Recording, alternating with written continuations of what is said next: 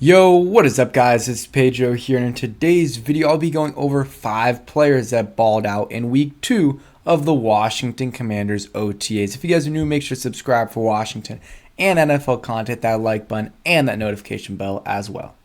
So the Washington Commanders just finished their second week of OTAs and going to be doing another video talking about some of the guys that balled out. And the first guy is Cole Turner. Heard a lot of good things about Cole Turner, that he looks like how he did last year during the offseason, which was really, really good. When I was there for 3 to 4 training camp sessions, he was only, I think he was, before he got injured, I only got to see 2 of them. And then the last 2 he was out, but he was balling out.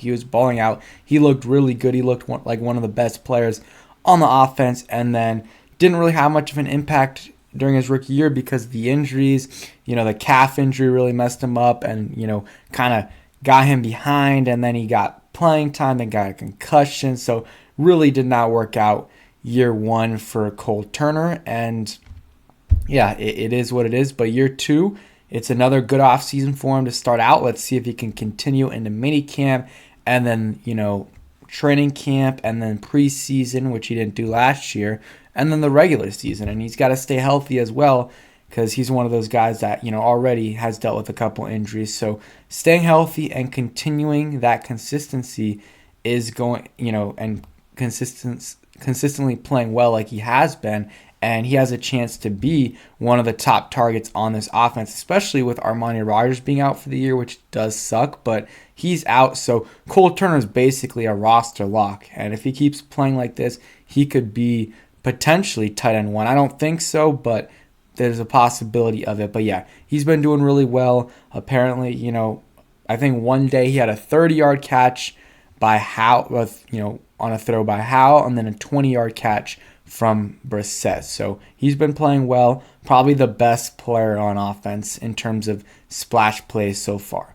Next guy is, I'm gonna go with two guys, but Emmanuel Forbes and Terry McLaurin.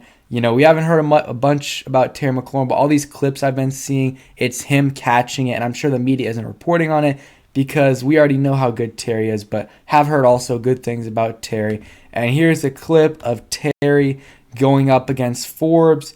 Forbes stays with him a little bit, then, starts to get beat. You can't really see him there. He's wide open, but Emmanuel Forbes closes in and, comes somewhat close to breaking it up, but Terry makes the catch. And that's kind of to be expected against one of the premier receivers in the NFL, and it's a first-round rookie cornerback.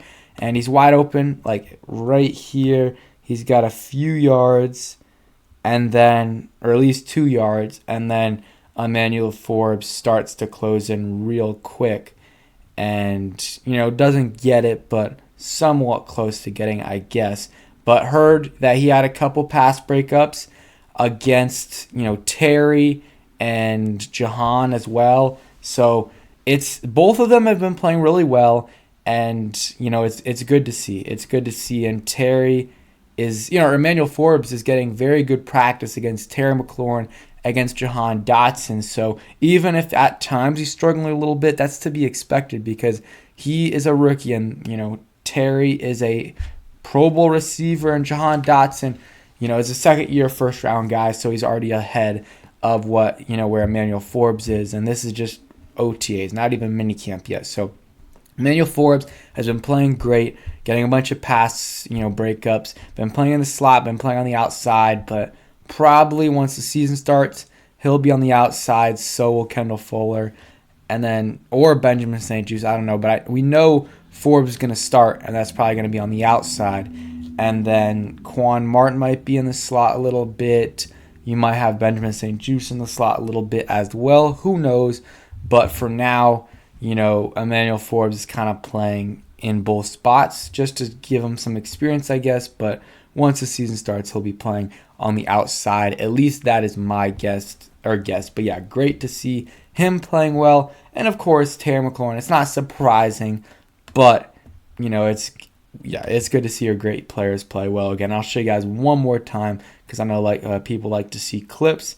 And yeah, you don't expect anything less from Terry. And I'm hoping this is finally the year he gets like 1,300 yards. I don't think he's ever gotten 1,200. He got like 9 off last year. He dropped that pass in the Cowboys game from Hal, and if he would have caught that, he would have definitely got over 1,200. But hopefully this year he does it and gets maybe to 1,300. It all depends on the quarterback play, man. There's only so much Terry McLaurin can do. Another guy that has been balling out is Kalik Hudson, and Jack Del Rio shout out Kalik Hudson saying he's playing outstanding during OTAs. I heard, in Zach Selby's notebook that he would have been right there to blow up a screen pass against Brian Robinson, I think, or Antonio Gibson.